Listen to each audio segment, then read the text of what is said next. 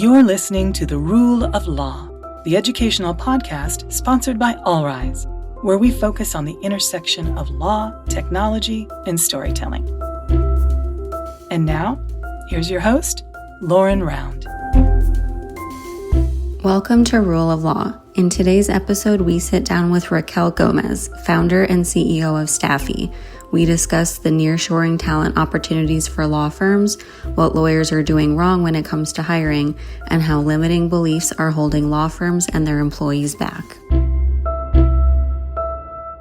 All right, Raquel, welcome to the show. Where are you calling in from? Thank you. Miami, Florida. Miami, Florida. Well, welcome. I want to get to some questions about you and your company, but first we always start the show with an icebreaker. So before we dive in, your question is, what is a show or a book or a podcast that you're really into lately? I've been reading this book and it takes forever for me to read it because I am all about when I have free time, I like to be present with either meditating or being with nature or being with my daughter. But I've been reading for a while now. I'm half through the book. It's called The Self-Driven Child.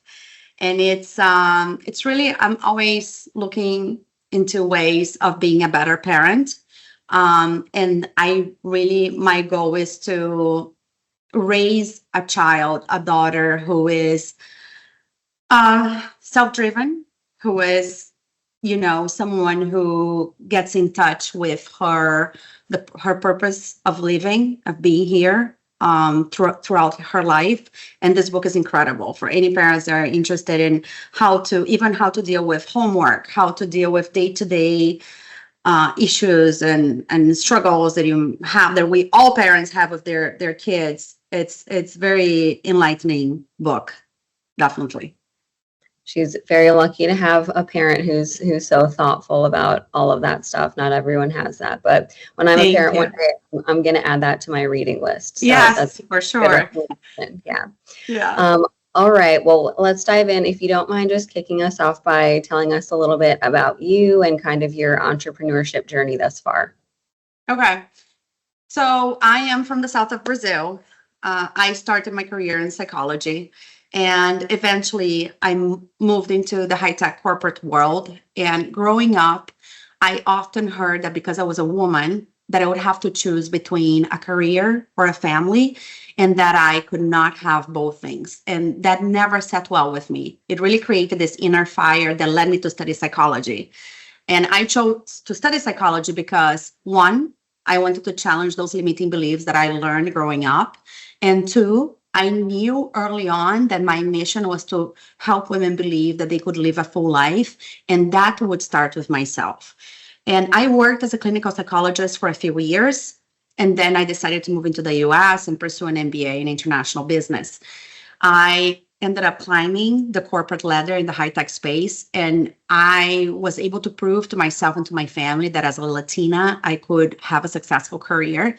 But I wasn't happy. I was traveling weekly, home only on weekends, working late hours. And I had really no time to do the things that I enjoyed in life back then. When my daughter was 3 months old, I was faced with a problem. Both my husband and I had to go on separate work trips. And to my surprise, my boss was totally disinterested. He totally ignored my problem. And that's when I hit my breaking point. So Stafi was created to help law firm owners run their lives and law firms successfully. So for those owners who want to see their businesses growing and flourishing, but don't want to sacrifice their lives in the name of success, to be able to disconnect and to be present on those family vacations, to be able to stop work at 6 p.m. daily, which is very rare for lawyers. So Stafi was really created to help law firm owners achieve freedom successfully, which was something that I was looking to do for my own life. And I wanted to help business owners, especially women, be able to do that. That's an awesome story.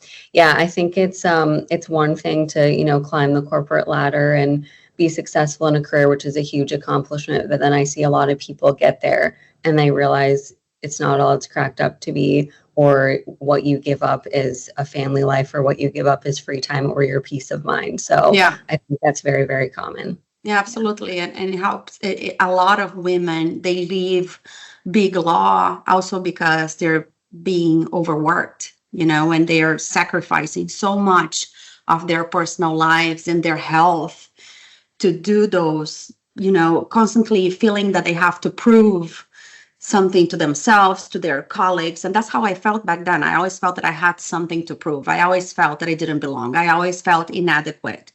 And really, starting my own business was the most incredible thing my daughter comes first, then starting my own business. Yeah.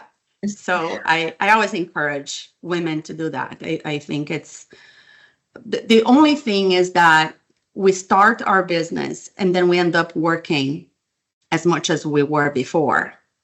And I always say it's okay to do that during the first year, when you're sacrificing so many things because you need to achieve certain goals. But it's very important to not lose sight of the why, the reason why you started your business. So going back to the original why is so important, so that you don't continue operating a business that is actually running your life, but you can create a business that reflects how you want to live your life, that reflects your values, right? That allows you to live life in your own terms and define success in your own terms. Absolutely. Yeah. And I see that a lot. Kind of an entrepreneur's dilemma is being successful, but you're in control of everything. And then the next level is kind of delegation. And a lot of entrepreneurs struggle with that, giving up control. And the result is their entire life is run by their business, which, as you said, is sometimes inevitable in the first year, especially, but it gets tough. So I want to ask some questions about that in a bit. Yeah. But first, I want to get to some more background. You mentioned your company, Stafi, and I don't normally start the show by just saying, tell us about your company, but I think you have such a unique model for the remote staffing world. So do you mind telling us just a little about Stafi and the business model, what sets you apart from your competitors? Yes, absolutely. Thank you so much for that. So when I say that I've created a company to allow business owners and law firm owners to be able to live life on their own terms, to run their businesses and their lives successfully, Stafi has a business model that is much beyond pairing you with a highly qualified, top-notch remote staff from Latin America. Yes, we do the vetting, we do the screening, we ensure that we're only pairing you with great professionals, college educated, with years of experience. But it goes much beyond that. We have an entire support system around that, the staff assigned to your law firm, supporting your law firm day in, day out. So, for example, we have the Staff University, so they go through extensive training before they're assigned to you, and they are trained depending on what the things you're hiring them for, the tasks that you want to start delegating. They are going to be trained specifically on those tasks to ensure that they can do those tasks successfully. That's number one. And they have to graduate from the Staff University with 90% or more in order to stay and to be paired. We have over 800 modules that they get trained on and certified on. And obviously, not everyone goes through the 800 modules. It's going to depend on what role they're being assigned for. For example, if legal, if administrative, if marketing, or client-facing related. That's one part of it. Then once they are assigned to your law firm, we have a whole entire team of coaches who are working with them day in and day out, serving as escalation point. So yes, they graduated from the Staff University, they learned the theory, but then there's real life, right?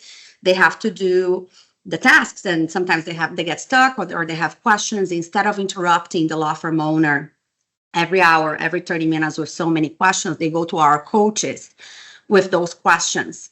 Also, we ensure that they get up to speed, being able to do the tasks they're supposed to from day one. So, for example, we have coaches that are highly specialized in different areas of law. So we have coaches that are specialized in personal injury, in family law, In immigration, we have general counsel, general corporate law as well. And those are paralegals with years of experience that are there meeting with them regularly. We have psychologists, there are mindset coaches. I was telling you before, I am a psychologist, and I know how important it is for people to be aligned, mind, body, emotions, in order to produce good work and in order to feel that they cared for, and in order for them to stay with you for the long run. So our mindset coaches offer that safe space for the remote staff who are working from home. They don't have a team around them. Sometimes they feel lonely. And they go through things, and the things that might be silly for a business owner. And I know we're on the go all the time, constantly, and we don't have the time to check in with our staff and see how they're doing. But sometimes my dog is sick and I cannot do work today because I feel like I need to cry, So having that safe space, someone they can talk to, sometimes someone that can help them elaborate on their feelings is so important. And I know a lot of companies don't have the means to offer that. And that's why we do that, because we know that to produce good work, you have to do well on your mind, on your, in your head, you have to do well in your heart. And that's of ultimate importance. We also have the other coaches. We have we call them organizational and task coaches. So for example, it's very important that when you hire someone remote, that you have defined processes for onboarding and you have SOPs in place. And for those of you listening that don't know what SOPs are, they're standard operating procedures, and they're documents that explain how each task is done.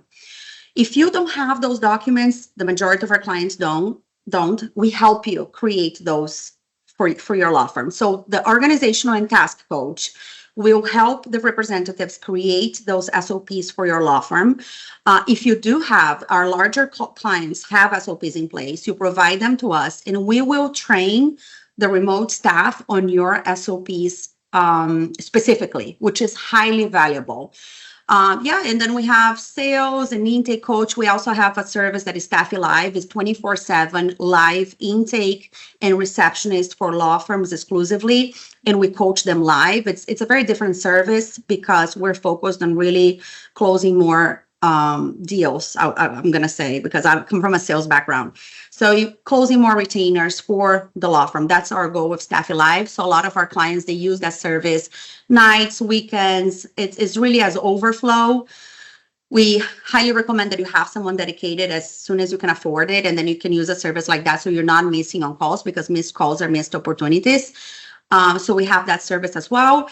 Our entire coaching team is led by a U.S. attorney who is also a coach. She has 30 years of experience. She's incredible. She adds an incredible knowledge to this team. And we're very hands-on with our clients. We're hand-holding them throughout the entire process. We have our client success team who are also lawyers and coaches, and they're meeting with our clients regularly to make sure that the remote team that is assigned to their law firm is adding value to their law firm. So our model is very unique. We've built the Legal Delegation Hub, which is a proprietary legal specific platform that our clients have access to.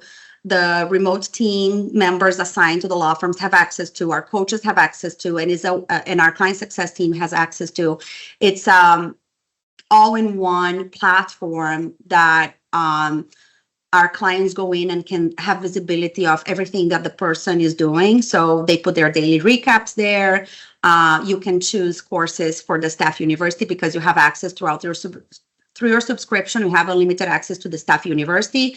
You also have access through the platform to the coaching team. If you have to escalate something, if you want to say, hey, I need my paralegal to learn more about A, B, C, D. So that will trigger the coaches. You can also select the courses from the Stafi University. And it's a great platform that we've created to really help enhance communication, enhance productivity, so that you don't have to always be talking to our client success team if you need something done. So those are the main things, I don't know, that differentiate Stafi. Does that give you a good overview? Yeah, that's perfect. And that's exactly why I wanted to start with that, because I think your model is so unique, because most attorneys, when they're thinking about hiring someone, they think about this super laborious process of training and the constant questions, and it's a time drain. So having that support behind a new staff, I think is everything and can make all the difference for hiring. Yeah, and it's very quite scary for a lot of law firms to think about bringing a nearshore talent, right? Someone from a different culture, a country that probably you've never heard of before, you've never been there. And I think that's what we aim to do, is make this process easy, because we know how time consuming it can be, right? There's a lot of law firms that they hire people from near shore, and they fail at it. And they fail at it because there's very clear why they fail at it. They failed because they thought that the VAs would figure things out on their own. They didn't take the time initially. They were so desperate when they needed to hire someone and bring someone on board that they didn't take the time to think exactly what are the tasks that they wanted to delegate.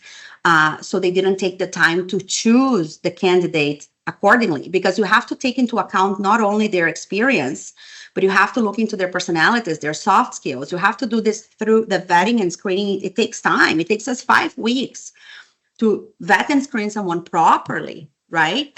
And then you have to have the right resources to onboard them. They're not going to figure things out on their own. You need those SOPs. You need to define those responsibilities, those goals that you want from that person from day one. And then you need to mentor them, you need to monitor them, and you need to coach them, throughout you need to be available to help them. And they, in order for them to stay, they want to also feel that they're learning. So you need to have resources to continue to train them. You need to continue to invest in them. And in order for you to be successful with Nearshore, you need to incorporate them into your law firm, just like you would incorporate an in-person hire. If you don't do that, you're going to fail. Yeah. And that's something that many law firms don't do. They isolate their VAs and they only go to them for specific tasks. So they cannot be proactive. They're just there being reactive, and they don't feel like a valuable asset part of their team. They don't understand what the law firm does from end to end. So how can they really truly feel passionate about what they're doing, and they're not connected with other team members. So the more they incorporate, and the more the law firms that are thriving with remote staff are the law firms that are treating them, investing in them, just like they would with any employee based in the US. And obviously they're going to cost you 1/3 off, and they're going to be as qualified. So that's one myth, right? There's a lot of people that think, oh no, these people they're not great professionals, they're disqualified, or they don't speak good English. No, there's incredible talent. I've built my entire business, Stafi, leveraging top-notch talent from Latin America. I am from Brazil. I'm Latin American. So it's incredible what can be done when done right. And that's a perfect lead into my next question, which was, you've mentioned your work in Latin America and focusing exclusively on that market, because there's remote talent from all over the world. So is there a specific reason why you focus on that region solely? Is it your background, or what have you found in focusing on that region? Well, so culturally is much more similar, I find. Time zone difference is very important to us. So when we're assigning you with a remote team member, we're going to choose usually no more than an hour, max 2, but usually an hour difference. So they're working from 9 to 6 your time, and for them is regular life, right? Years ago, and with Stafi has been around for 10 years, but years ago we tried at some point working with people from the Philippines, and it was a disaster. They would fall asleep. I know that some people use people from the Philippines, and it's really hit or miss. But a lot of them do moonlighting, and culturally they don't put the people to do client facing a lot. One of our core strengths is client facing. We do incredible for law firms. We have people assigned for law firms for 8 years that have been like building their whole clientele, and then our clients raving, their clients raving, who is this person that we have answering the phones? Who's the like, they build such a close relationship with the person that does all the client relations work. And I know that people that work with people from the Philippines, they usually don't put those people to do client facing. There's a lot that can be done with client facing. I mean, Stafi's entire client facing is done by people that are remotely in countries of Latin America. So I would say that. Also, for me, it's very personal because I love helping women from Latin America because there's a lot of gender inequality in those countries. I come from there, and we are really we're changing their lives. We're giving them much better paid work that is giving them financial freedom so they can live life on their own terms as well in Latin America. And for me, that's of ultimate importance. Yeah, those reasons. Yes, absolutely. I want to dive into some hiring questions because you've helped a lot of attorneys find the right people. That's your expertise. And I think when thinking about remote staffing, nearshoring in the legal industry, I think it's become more accepted after COVID, but we still see kind of sometimes this preference for in-office culture, or for one reason or another, attorneys are resistant to hiring remote staff, especially maybe outside of the US. So you touched on this a little bit, but what are some of the sort of common concerns you hear from attorneys that maybe they're hiring their first remote staff, the objections that they raise, and what are kind of your counters to those? All right. So I think one of them is they don't know where to find this great talent, right? So we do that part. They don't know how to properly vet and screen someone, or they don't have the time or resources. Like I said, we take about 5 weeks. So we get about 2,000 resumes that we are reviewing monthly. Actually, now it's probably more, like about 2,500, 3,000 resumes. And from those, we're only hiring 1% of all of those who apply. So the vetting and screening process is we take a look into their personality. So we assess their personality, their soft skills, like, for example, communication, empathy, problem-solving skills, attention to detail. So those are the things we're taking into account. The soft skills are so important as well, because a lot of law firms, they make a mistake that whenever they're hiring someone, they're relying on one interview or two, and they're left to luck. Because people are very pleasant on interviews. People tell you what they want, what you want to hear, but you need to test, you need to assess to see if that personality is the right personality to take on that job. So for example, if a lot of the work that you need to delegate is client facing, we need to ensure that that candidate has a personality that thrives from human interaction, that is highly empathetic, and that is great at communicating. So just to give you an example, so if you put someone who's not, they're not going to do a good job, and your clients are going to feel that on their tone of voice. So that's your law firm's reputation that is on the line. But also, they're not going to stay because they're going to be like, this job is exhausting. I can't do this. So you have to make sure you're putting the right person to the right role. That's why I go back to defining the tasks, and then you need to properly vet and screen them. But also, a lot of people, they rely on resumes. You need to call the universities to ensure that they have the actual diploma. We only work with people, we only hire people who have a degree. We call 5 years of employment to make sure they would be rehired.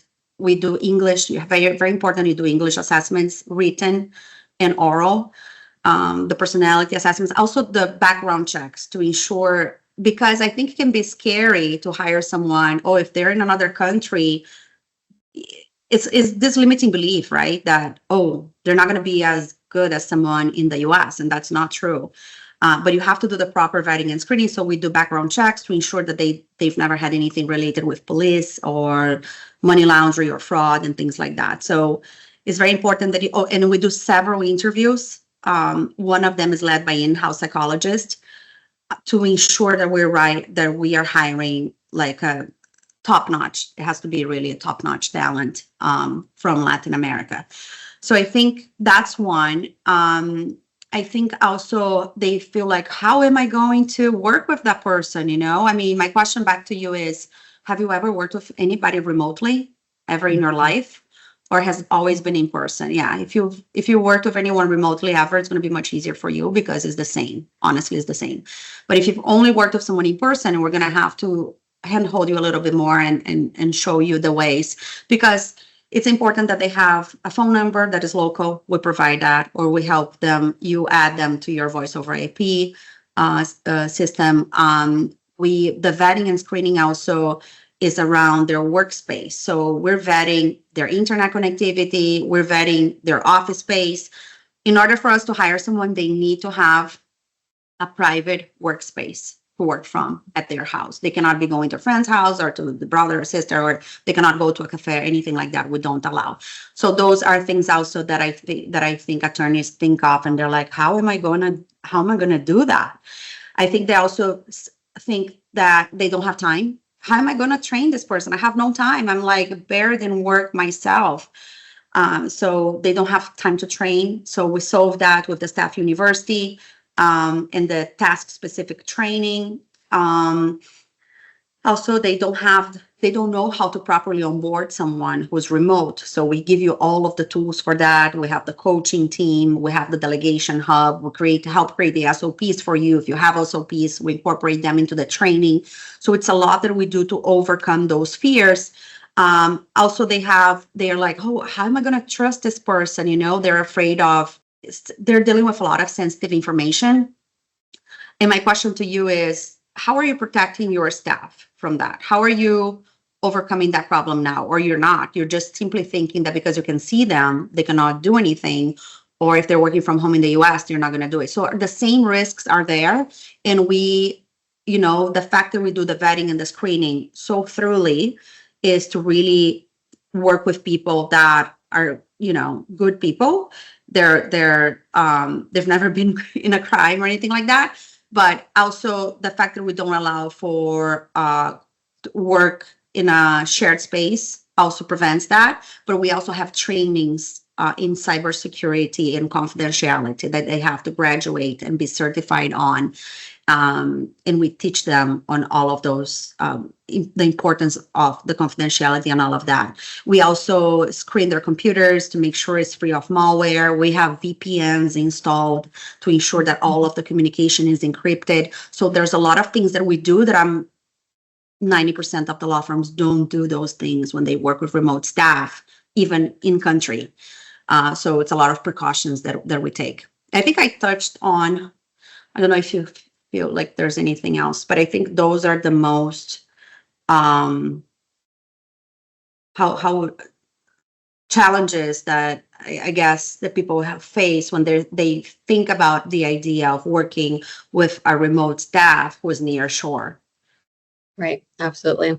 Yeah. And I think that self-limiting belief that you talked about how, if I hire someone from another country, they're not going to be as proficient as someone in the US, that almost starts to become a self-fulfilling prophecy, because then they don't invest what is required to enable that person to be successful. And then that becomes true, that person isn't performing as well, but it's not necessarily their fault that was the case. Absolutely. It's like self-sabotage, right? Yes. You fear something, but then you behave to turn your fear into reality. How many times humans do that? Like all day long, right? And it's important to take it to get conscious of those beliefs, so you're not acting on them. Deploying new software technology can disrupt familiar workflows and processes, and it often comes with a steep learning curve for the employees in your law firm. We get it, but it doesn't have to be that way. Allrise is a comprehensive law practice management system deeply integrated with the Microsoft tools and technology you're already familiar with, so no steep learning curve is required. And because Allrise is a modular software platform, you can deploy only the specific capabilities you need when you need them. Your choice. If you want to streamline internal operations, boost staff productivity, and deliver superior client service, then take a close look at the AI-powered All Rise platform. It's time to experience software innovation that enables practice excellence. Learn more at allrise.ai.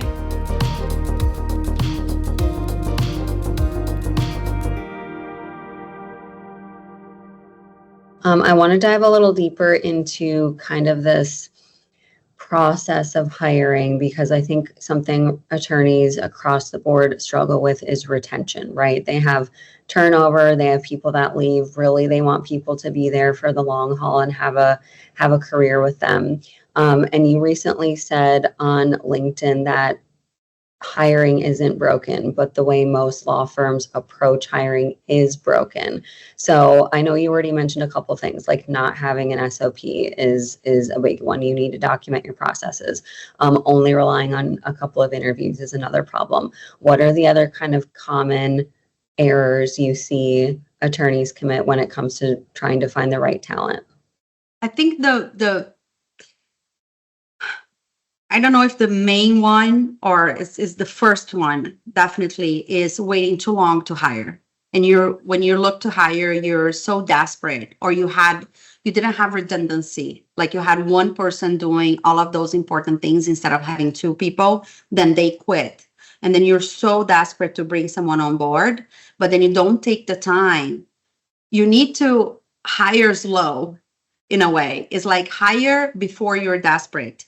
Take the time to think through what tasks really you want that person to take on, because then you have to assess, going back to the vetting and the screening, like defining the tasks that you want this person to take on, but then do the vetting and the screening properly to ensure that you're hiring the right person, because when you're desperate, you bring anyone on board. And then you're like, it leads to wasted time, to turnover, to a lot of frustration. It happens every day with attorneys. So I think that's a very big one.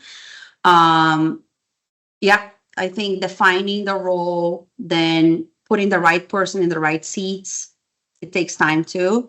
And then having the onboarding process well defined is number 3. Yeah. Okay. Yeah, for sure. I want to get to a couple questions about, so let's say you have done the hiring process successfully, which is a huge hurdle.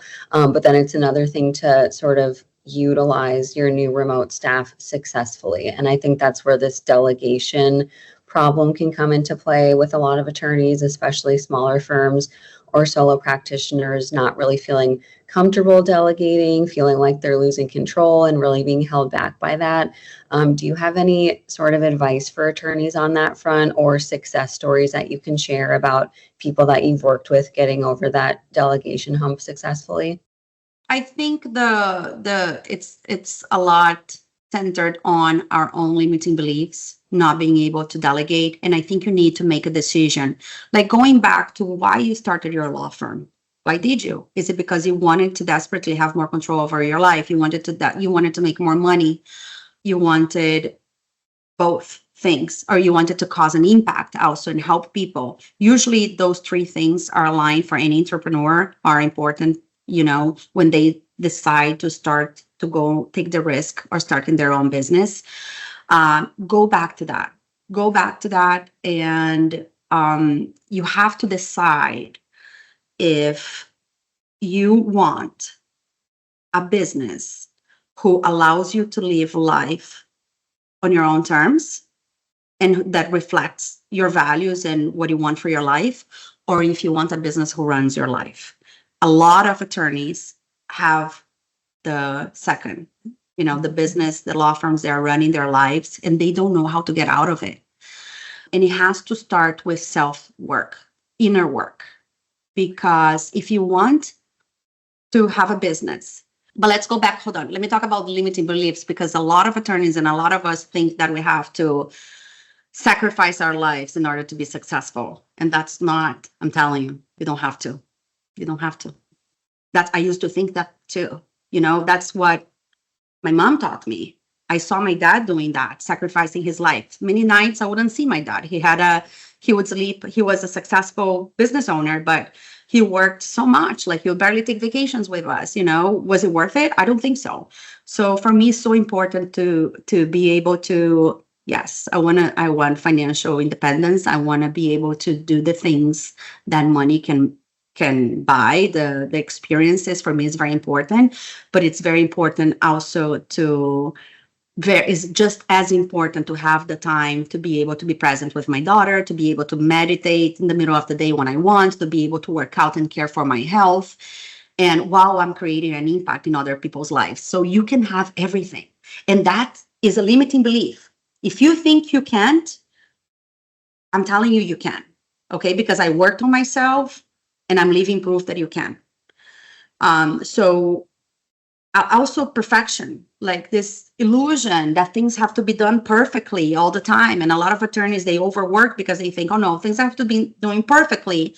And in order for them to be done perfectly, I have to do them myself. Let me tell you, perfection is an illusion. It doesn't exist because you think it's perfect. Someone else is going to think it. And things don't have to be done perfectly. They have to be done well, but don't have to be done perfectly. And if you hire the person with the right skill sets, going back to the beginning, you defined what you're hiring them for.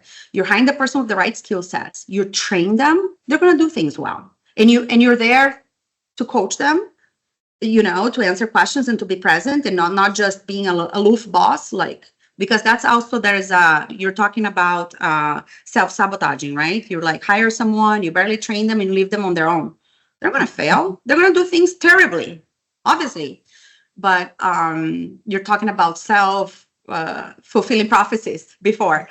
So that's an example. Yeah, and I think that's it. I have some notes here to done perfectly. There's something else. Work on feeling worthy, because a lot of us struggle with not feeling worthy. So some of us feel, okay, I'm worthy of success, but you think that in return you have to pay a big price, and you don't have to. It's all in your mind. It's all in your mind. If you can work on feeling worthy, you're worthy of going on vacation. You're worthy of a growing business, of financial success, and you're worthy of living a good life. You're worthy of enjoying your family. You're worthy of having good health. You're worthy of taking care of yourself. Those are things I worked on myself. That's why I'm talking about it right now. And that changed my life. So it's all here in our minds. I was at a entrepreneurship event several weeks ago, and the facilitator asked the room how many business owners could take a 2-week vacation, and almost no one raised their hand. And the irony of that is a lot of people want to become an entrepreneur to have a more flexible schedule, to not have a boss, all of these things. And then it ends up being way more work and way more restrictive than a traditional 9 to 5 would ever be. And yeah, I think people underestimate that when they sort of go out on their own. But you're right, it's a difficult hurdle to get over, to lose a little bit of control and realize that if someone's doing something 95% of the way that you would do it, that is okay. And your life is still important. Yeah. And I've done it for myself. I know it's possible. And that's why I'm very passionate about it. I want to return to something that you said earlier, because in talking about remote staffing, we often hear about the benefits to the employer, right? Maybe it's more cost effective, it's more flexible, they're still getting access to this great talent, but we don't hear a lot about the benefits on the other side of it, the benefits to the remote staff. So you mentioned earlier kind of these opportunities can really change people's lives. Can you talk a little bit more about that on the other side and what it's like working with these people and the change it can make in their life? Yeah, absolutely. I feel like in Latin America, if you're over 35, you're considered almost out of the job market. If you're like 40, it's like, and it's incredible that there are so many. My mom is 79 and she's finishing her postdoctorate degree right now. There's no age, right? And I feel we hire people of all ages.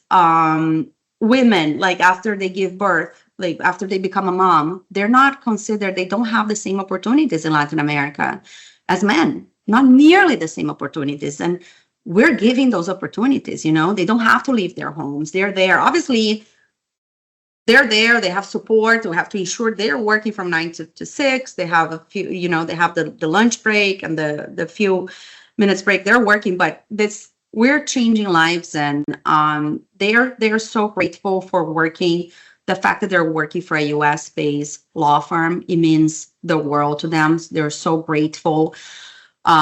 And flexible jobs, that they don't have to go to an office. A lot of, it's like Latin America, it's very much behind in different aspects, but a lot of companies also require them to go to the office, and it's costly. You need to spend like an hour in the evening, in the morning, 1 hour in the evening, relocating. If you have a family, if you're a mom, it's challenging. Those things are challenging, and we're really providing this opportunities for them to grow. And with the whole coaching, the whole access to psychologists, access to this university, there's a lot of growth opportunity that we have. A lot of people, and we're doing a survey. Our COO was leading a survey, and the things that we got, like, you helped me change my life, and I love the support.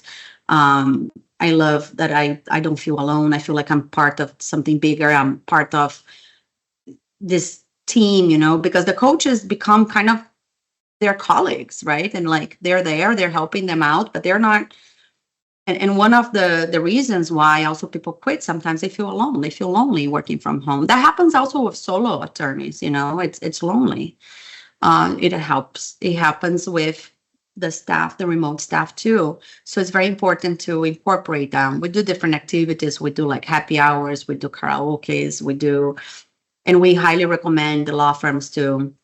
Also, there's so many things you can do remotely, birthday celebrations, secret Santas, meditations, so much you can do. But yeah, that part is, it's very, very of ultimate importance to me, because that's where I'm from, and I know how things are down there as well. And there's so many brilliant people, incredible. You just have to find them.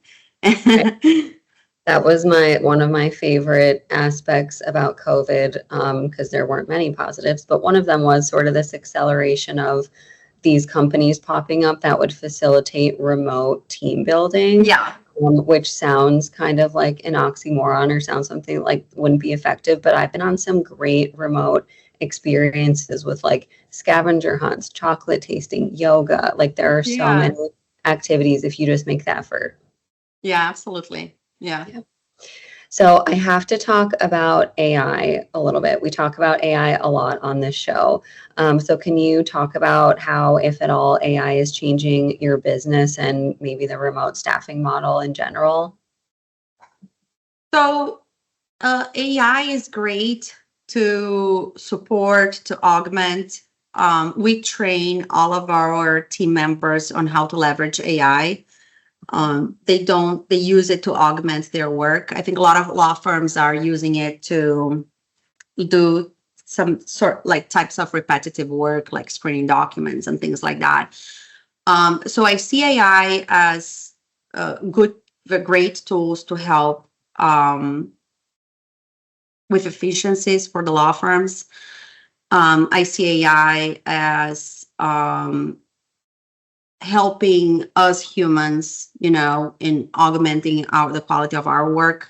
But nothing beats the human touch, nothing beats what a specialized, qualified, great person can do for your business and help you win cases. People want to buy from people.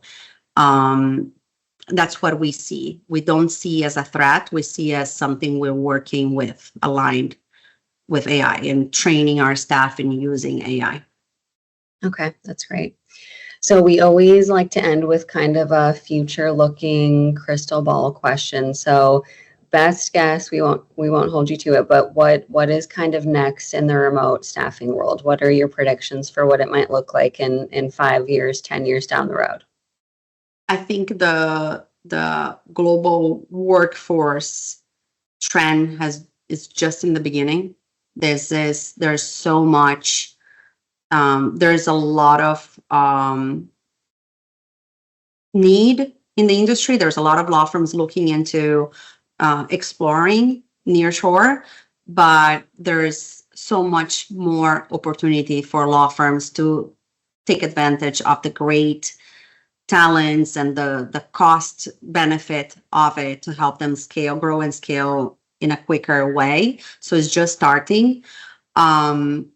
And I see a trend. A lot of law firms failed initially trying to use remote staff, but they failed because they didn't do it right, and blaming that it doesn't work. But they are now realizing that that's not that it doesn't work. It's just they need systems and processes in order to make it work, and also really treat these people as humans, as just part of your law firm. So I see things are shifting. Things are shifting for the law firms and the way they are dealing with remote work, nearshore work. They're realizing that, okay, if I make them part of my culture, that's how this is going to work. So I see a lot of that trending, and them looking for resources, looking to be educated in how we can make this work, knowing that it's not going to it's not that if it doesn't work, it's that doesn't work. It's because I didn't do it correctly. So I see, and also focusing on the well-being, these people, they need support, they need emotional support, they need mental health support. So those are the things that I see happening in the future. I'm happy to hear that. I think the legal industry still has a ways to go when it comes to well-being, but yeah. I'm starting to see at least some firms really prioritize that. So that's awesome. Yeah, absolutely. Well, thank you so much again for being here and for your time. What is the best way for our listeners to follow you, learn more about your work? Okay. I'm very active on LinkedIn, so you can look for me, Raquel Gomes, Raquel. Gomez is with an S, with Stafi. And our website is www.stafi.cc. Stafi is STAFI.cc. Okay, yeah, perfect. we can continue our conversation. We also offer, if you're interested in knowing who your next hire should be, from technical skills, but soft skills, personality, and what are the tasks that you want to start delegating, we offer an initial 1-hour session, no strings attached, just for you to find out who your next hire should be, regardless if you want to hire in person or directly, it doesn't matter.